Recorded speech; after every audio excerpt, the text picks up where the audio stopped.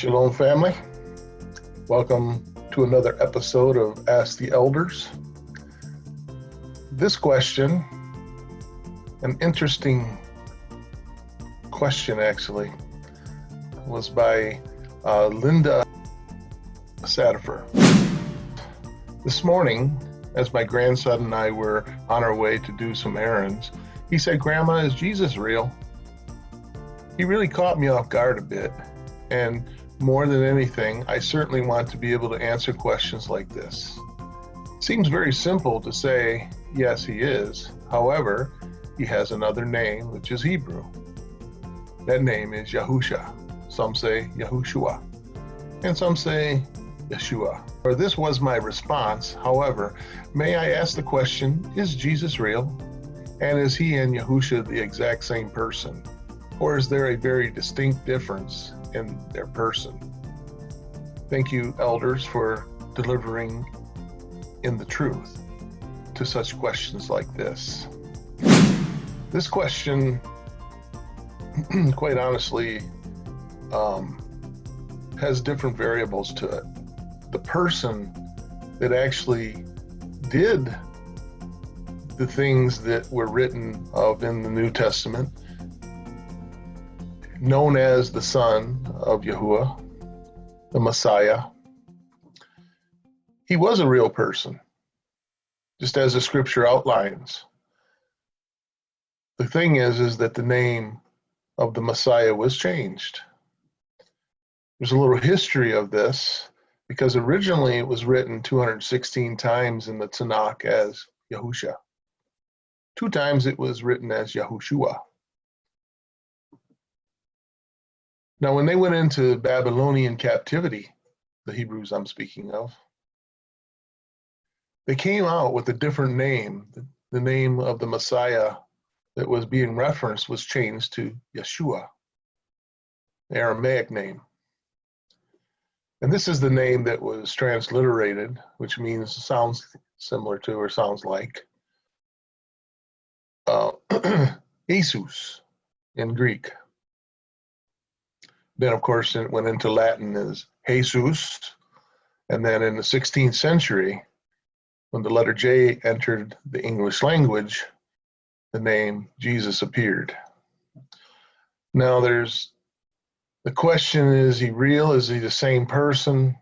I think he is the same person. I think that his identity was changed or stolen, I guess, by this counterfeit name, Jesus. That doesn't lead back to the original name in any way. It also doesn't refer to the Father as Yahusha does. See, the scripture says that the Messiah came in his Father's name. Father's name's Yahuah. They both share the first 3 letters of the Hebrew alphabet. So the Yod, He, and the Uah, or some say Vav, Yahu. So the name, if you want to break it down, letter by letter as it's written. A lot of people want to put in root words and meanings and stuff like that to try to discount this name. See, Yasha in Hebrew means salvation or deliverance. Some people will say that Yasha or Shah is in Yahusha mean the same. I believe that it does. It does refer you back to the one that truly saves you, which is Yahuah, who saves you through his Son. It's Yahuah that does these things, but his Son came in his Father's name, and he lived in a way to lead us back to the Father and restore us back to the Father. Now, you can see the same story, whether his name is JC, if you will, or Yahusha. They did the same things. They taught the same things. There's some people out there that say that this is the Antichrist, those type of things, anti-Messiah. But he didn't teach contrary to Scripture. He doesn't have a different message. The message remains the same. The difference here is that the believers are different. So you have those that believe in JC or Yahshua, that are living this life that some will say, is Torahless or lawless. And they'll claim that this JC is the lawless one. I don't agree with that statement because he doesn't teach that in any way, even though the people that follow this name live that way. Most of them, I should say. I can't say all of them because I can't speak for everybody, but the majority that I know are breaking the commandments by following after this name and the religion that promotes this name, or religions, I should say. But anyways, to me, this name is a real person, Yahusha, whose name was changed and replaced by this other name. Now, one other fact that I think that was very interesting to the names that were changed from Yahusha, Yeshua. Now, let's go to the root of that word, Yeshu. If you look into the Hebrew, it means, may his name and his memory be blotted out and remembered no more.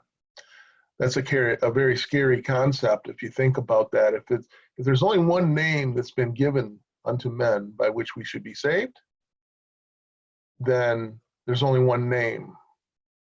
And if it's not the same name, if there's a change to the name, as there has been here, and remember what Yahushua said, I come in my Father's name, and the world didn't receive me, but another come in his own name, and the world will receive him. And I think that's what this is speaking about, is a different name that has been placed into these Bibles of the English translations. And this is where we get into trouble. You remember what it says in Deuteronomy as well as in Revelations. Do not add to or take away from the words written in this book. And that's exactly what they've done, not only to the Messiah's name, but also the Father's name. 6,820 times the name of Yahuah was changed and replaced by the Lord. Look at that one. That one goes back to, in my opinion, Baal. That's the Hebrew translation for Baal is the Lord. So, some don't agree with that, but I believe that to be true. And we also know that this name JC also is called the Lord. So, he, in that religion, they believe that he is, as they say, God, Elohim. I don't believe that as well. I believe the Messiah is the Son, and the Father is greater than him, according to his own words. There's many scriptures that attest to this as well. But anyways, the answer to your question, is he real? Yeah, he was real. He is real. And he sits at the right hand of the Father in the Shamayim on his throne, as scripture says. He taught all these lessons that we live by, that restore us back to the Father. The name is where the problem comes in. It's a different name altogether. So in my opinion, I prefer to stick with the name Yahusha or Yahushua. I'm okay with that as well because it is written. And as far as the other names, they're not accurate in my opinion. If you take them letter by letter and break them down, they don't spell those other names. And, we understand even in the English, you put letters in certain places and in certain orders and they make certain sounds. And when you put them all together, they have a completion of that sound of that name, and we should strive to try to be as close as we can.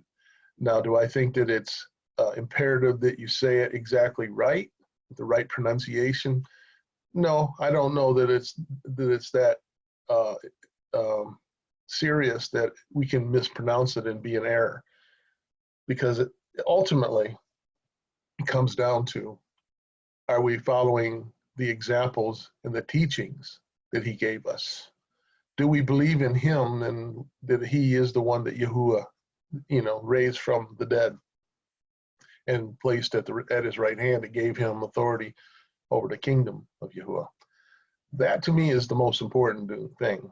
Following what he told us we ought to follow. Be obedient, because if we love him, we're going to be obeying his commandments, which there's no difference in the commandments that we see in in the Tanakh versus what he was teaching. So with that being said, he is a real person. He has a real name, Yahusha, I believe, and we are to follow his example. I hope this helps clarify. Shabbat shalom.